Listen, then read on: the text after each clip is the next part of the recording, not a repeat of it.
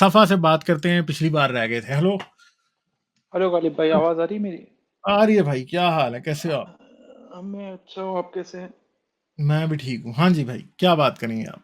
हाँ, मेरे दो सवाल थे। एक तो मेरा सवाल थोड़ा सा आप भी माइक फलसफी। मुंह के करीब करें। आप लोग क्या कर रहे हैं आज यार? आवाज क्यों नहीं ठीक आ रही? हेलो हेलो, अब आ रही है आवाज़? हेलो। हाँ जी, आ रही है। हाँ मेरा तो सिस्टम यूजुअल वाला है, ठीक है। अगर आवाज खराब होती है तो मुझे क्लियरली पता लग जाता है कि आवाज खराब है। तो आप लोग जरा थोड़ा सा माइक या हैंड फ्री का जो सिस्टम होता है उसे ठीक करके आया करें। हाँ जी जी, करें बात। हाँ तो मेरा फलसफे से रिलेटेड सवाल था कि जी जी। जो जो रिलीजन जो है वो kind of guard rails provide करता है लाइफ में, कि आपको ये चीज़ करनी है और ये चीज़ नहीं करनी है।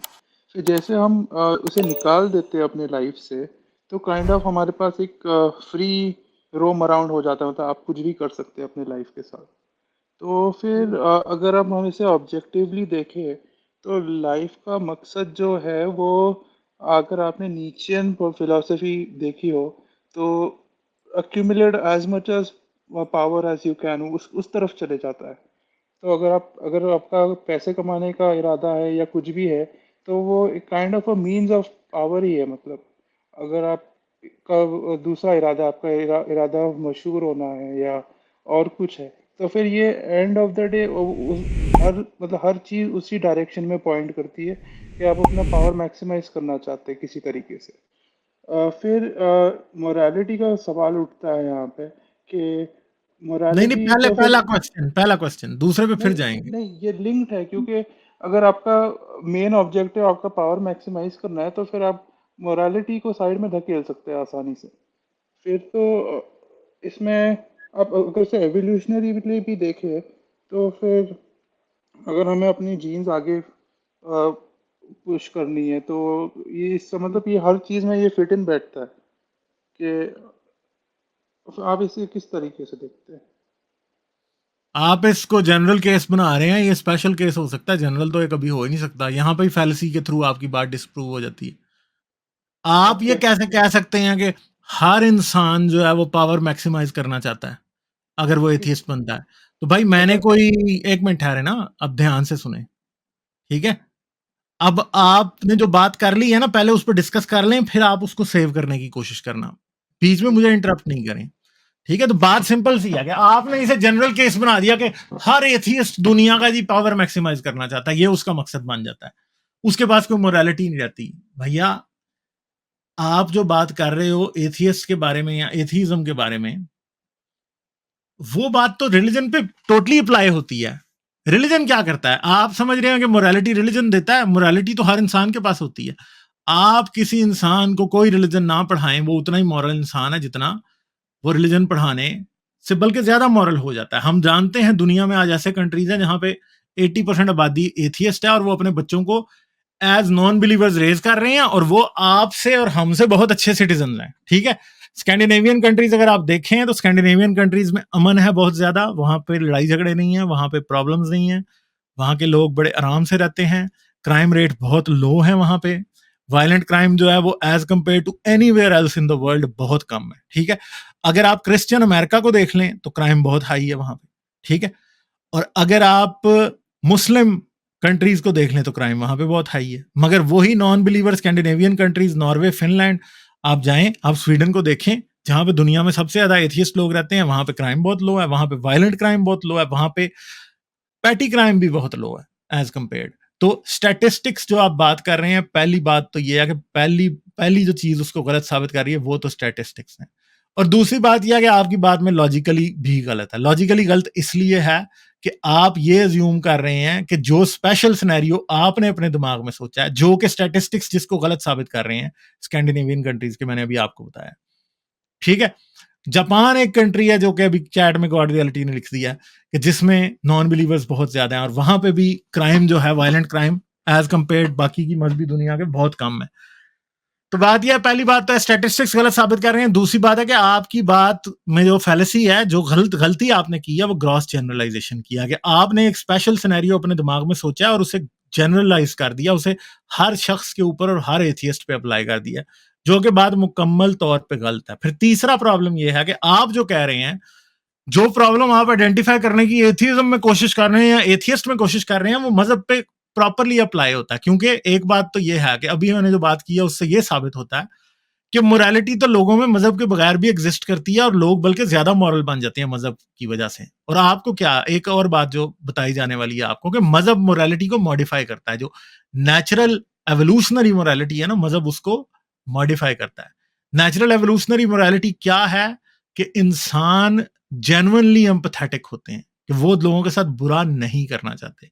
तो अब मजहब जो है उसको उसको ओवरराइड करता है। मजहब ओवरराइड मैकेनिज्म प्रोवाइड करता है उसको करने के लिए। वो ओवरराइड मैकेनिज्म क्या होता है कि जो तुम्हारे मजहब का नहीं है उसको कत्ल करना, उसको लूटना, उसकी औरतों को लौंडी बनाना, उनके बच्चों को गुलाम बनाना, ये मजहब जस्टिफाई करता है। चाहे वो क्रिश्चियन रिलीजन हो, चाहे वो हिंदू, चाहे वो जुडेइक रिलीजन हो, चाहे वो इस्लाम हो, स्पेसिफिकली इस्लाम खास तौर पे इस सारी सिचुएशन को सही साबित करता है। हालांकि ये बात असल में नेचुरल ह्यूमन मोरालिटी के मुताबिक 100% गलत है, ठीक है। मगर इस्लाम इसको प्रमोट करता है, बल्कि नेचुरल ह्यूमन मोरालिटी के, एवोल्यूशनरी मोरालिटी के मुताबिक, जो कि एम्पथी को प्रमोट करती है, को एग्जिस्टेंस को प्रमोट करती है, उसके मुताबिक 100% इस्लाम उसके एंटी जाता है, ठीक है। तो ये बातें समझने वाली हैं। अब आप कह रहे होंगे मैं एवोल्यूशनरी मोरालिटी की बात कर रहा हूं, ठीक है। आपने ये कहा कि एवोल्यूशन जो है वो सिर्फ सेल्फिश सिचुएशंस में ही एप्लीकेबल है। जैसे कि डॉकिंस की बड़ी मशहूर किताब भी है सेल्फिश जीन, और अगर आप सेल्फिश जीन को भी ध्यान से पढ़ें तो आपको ये बता भी देती है कि जीन सेल्फिश कैसे है, और जो सोसाइटीज होती हैं वो कैसे सेल्फिश नहीं होती। वो बुक ही आपको खुद बताती है। अब एक सिंपल सी बात है, असल में ये बात आज एवोल्यूशन में भी साबित हो चुकी है कि सोशल एनिमल्स में एम्पैथेटिक बिहेवियर ग्रेटर सर्वाइवल की वजह बनता है, कि आप वायलेंट ना हो, आप दूसरों से कंफ्लिक्ट में ना पड़े।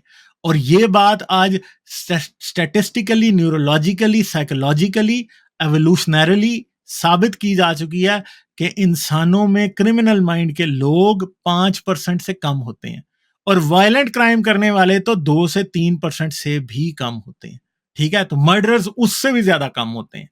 तो बाकी की जो 95% पॉपुलेशन है, वो तो पीसफुली को एग्जिस्टेंस में बिलीव करती है। और ह्यूमंस की सक्सेस का एक मैट्रिक, जो कि दूसरे प्राइमेट्स के साथ साथ शायद निएंडरटॉल्स और डेनिसोवंस और किस्म के जो होमिनिड स्पीशीज हैं, उनसे भी ये रहा है कि ये समझा जाता है कि ह्यूमन बीइंग्स जो थे वो हमारी एवोल्यूशनरी हिस्ट्री में भी आउटवर्डली ज्यादा हो सकते हैं वायलेंट, मगर with in the Homo sapien group वो इतने वायलेंट नहीं थे। इसकी एक बहुत बड़ी वजह यह है कि निएंडरटॉल्स के जो ग्रुप्स थे वो 50 से 80 इंडिविजुअल्स पे बेस होते थे, मगर जो होमोसेपियंस के ग्रुप होते थे वो 150 से ज्यादा इंडिविजुअल्स पे बेस होते थे। इसका मतलब यह है कि 150 इंडिविजुअल पीसफुली आपस में को एग्जिस्ट कर सकते हैं।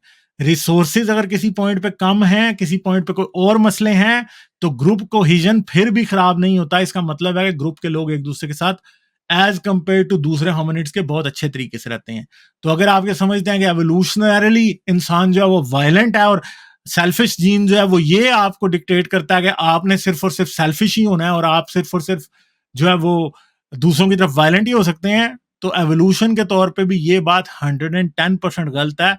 क्योंकि हम ये जानते हैं कि एम्पथी जो है, खुद जो हमदर्दी का रवैया है, जो हेल्पफुल बिहेवियर है, ये खुद इवॉल्व हुआ है असल में, ठीक है जी। तो ये बात है। आपने कोई और बात करनी है, कोई तो कंक्लूडिंग अ, रिमार्क्स देना है तो दे दें, वरना मैं आगे जा रहा हूँ। और अगर आप इसे एज ए सोसाइटी के तरीके से देख रहे हैं तो क्या आप इसे ऐसा देख रहे हैं कि सोसाइटी एक पॉजिटिव डायरेक्शन में जा रही है, या फिर ये क्योंकि देखने से तो ऐसा लगता नहीं कि सोसाइटी पॉजिटिव डायरेक्शन में जा रही है। आपने कुछ आउटलायर कंट्रीज के नाम दिए स्कैंडिनेवियन, लेकिन इन जनरल तो डायरेक्शन वो नहीं दिख रहा है। इन जनरल भी डायरेक्शन वही दिख रहा है भाई। 21st century, second world war के बाद से लेके अब तक ये ह्यूमैनिटी का मोस्ट पीसफुल पीरियड है भैया। दुनिया में सेकुलर गवर्नमेंट्स हैं, रिलीजन का ग्लोबल स्केल पे लेना देना उतना नहीं है जितना पहले हुआ करता था। ये अभी तक का सबसे पीसफुल, पिछले 5,000 साल आप देख लें, 4,000 साल आप देख लें, इससे पीसफुल वक्त नहीं रहा कभी भी। दुनिया में हर कोई हर किसी से ट्रेड कर रहा है, दुनिया के हर रीजन से लोग दूसरे रीजन में जा रहे हैं, दूसरे रीजन में जाके एजुकेशन ले रहे हैं, दूसरे लोगों से, दूसरी नस्लों के, दूसरी जुबानों के लोगों से शादियां कर रहे हैं, ठीक है। Racism, linguistic hatred, racial superiority, ये सब चीजें एट द लोएस्ट हैं आज के टाइम में। तो आप ये कह रहे हैं कि अगर जनरल डायरेक्शन गलत है, तो आई एम सॉरी टू से कि ये बात भी गलत है। ठीक है, अब मेरा एक और सवाल था, क्या मैं पूछ सकता हूँ? हाँ जी, पूछें। हाँ, तो मैंने पहले आपकी वो श्रीलंका की एक कहानी सुनी, तो फिर मुझे वो उसमें काफ़ी काफ़ी मतलब टचिंग लगी आपकी वो स्टोरी। तो मेरा उससे रिलेटेड एक क्वेश्चन है कि अभी तो मतलब मेरे लाइफ में आज तक मतलब इतना वैसा कभी सिचुएशन क्रिएट नहीं हुआ, लेकिन फॉर एग्जांपल अगर हो जाए, फॉर एग्जांपल मैं अगर रॉक बॉटम पे हूँ, तो फिर रिलीजन जो है वो उसको kind of coping mechanism provide करता है। तो फिर यार मुझे, अ, अगर मेरे पास ऐसा कोई मैकेनिज्म ना हो, तो फिर मैं डिप्रेशन में ना चले जाऊंगा, अगर अगर ऐसा कुछ सिचुएशन हुई मेरे साथ तो। यार आप अगर ऐसे सिचुएशन में आए और रिलीजन आपके पास हुआ भी ना, तो तब भी गालिब इम्कान है कि आप डिप्रेशन में जा सकते हैं। आपको किसने कहा दुनिया में जो डिप्रेशन का शिकार हैं वो ज्यादा एथियस्ट हैं या ज्यादा रिलीजियस हैं, मुझे बताएं। ये मुझे नहीं पता। भैया तो स्टैटिस्टिक्स के हिसाब से कोई फर्क नहीं है रिलीजन रिलीजन वाले लोगों में और नॉन रिलीजन वाले लोगों में, तो ठीक है। मतलब आप अपने आप को क्या स्टोरी सुनाते हैं, मतलब अपने आप को बेटर फील कराने के लिए, अगर ऐसे सिचुएशन में अगर आप जाते हैं, मतलब कि आप भैया आपका जब मुझे लगता है कि मुझे एंजाइटी है, मुझे डिप्रेशन है, तो मैं प्रोफेशनल हेल्प सीख करता हूँ, and that works my way more than the religious. And जो प्लेसिबो इफेक्ट है ना, उससे बहुत अच्छा होता है, ठीक है। मैंने अपने डिप्रेशन का इलाज, जब मैं, मेरा मॉडरेट डिप्रेशन था, उन्होंने आइडेंटिफाई भी किया था, मैंने अपना इलाज कराया था और वो खत्म हो गया था। पिछले 2 साल से मैं मेडिसिन नहीं लेता हूँ, ठीक है, 3 साल से तकरीबन। तो आप इसे टोटली मेडिकल तरीके से देख रहे हो, आप इसे? भैया आप काउंसलिंग कराते हैं, आप जाते हैं, आप अपने प्रॉब्लम डिस्कस करते हैं, जब आपकी जिंदगी में प्रॉब्लम कम हो जाते हैं।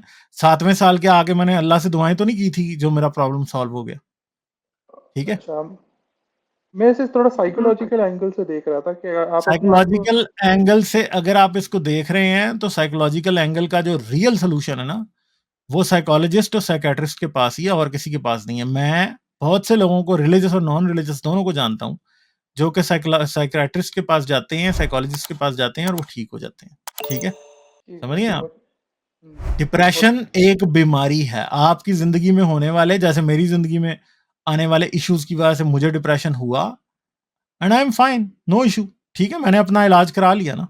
तो और भी मैं लोगों को बताता ही इसलिए हूं कि लोग ये समझ जाएं कि दिस थिंग वर्क्स, और इसको एक बीमारी की तरह लें और आप इलाज करेंगे, तो आपको फिर खुद ही ये चीजें नजर आ जाएंगी। और ये मत, मैं आपको एक सिंपल बात बताता हूं, मजहबी लोग क्या करते हैं। मजहबी लोग, देखें, एंजाइटी और डिप्रेशन का इलाज तब शुरू होता है जब आप मान जाते हैं कि आपको है। बहुत से हमें आसपास अपने लोग दिखाई देते हैं जिनको डॉक्टर और साइकेट्रिस्ट के पास जाने की जरूरत होती है, वो कभी भी नहीं जाते। और मजहब एक बहुत बड़ी रीजन है जिसकी वजह से लोग अपना इलाज नहीं कराते। ब्रोकन फैमिलीज होती हैं, बच्चों के साथ वायलेंट होते हैं, बीवियों को मारते हैं, ठीक है, गालम गलोच घरों में करते हैं, लड़ते हैं, और कितने बड़े बड़े इश्यूज होते हैं, अपनी जॉब में सही काम नहीं कर सकते। और उस सब की रीजन होती है कि रिलीजन उनको उस हेल्प को सीख करने से रोक रहा है जिसकी उनको जरूरत है। पाकिस्तान में या इस्लामी मुल्कों में साइकेट्रिस्ट और साइकोलॉजिस्ट भूखे मर जाते अगर इस्लाम के पास इन प्रॉब्लम्स का इलाज होता। तो भैया आप जाके देखिएगा, साइकेट्रिस्ट सबसे महंगे डॉक्टरों में आता है, ठीक है। ठीक है। क्यों आता है सबसे महंगे डॉक्टरों में, ये कभी आप थोड़ी सी रिसर्च करें तो आपको समझ आ जाएगी। साइकेट्रिस्ट आपकी और साइकोलॉजिस्ट आपकी जिंदगी के सबसे बड़े प्रॉब्लम्स को सॉल्व कर सकता है, इस्लाम नहीं कर सकता, ठीक है। चलें, बहुत शुक्रिया, मैं आगे ठीक है, चलता हूँ, बहुत शुक्रिया। ठीक है, thank you. Thank you. Like, share और सब्सक्राइब करना मत भूलें। इसके साथ साथ आप मेरे चैनल को पेट्रियन पर सपोर्ट कर सकते हैं। पेट्रियन का लिंक वीडियो की डिस्क्रिप्शन में है।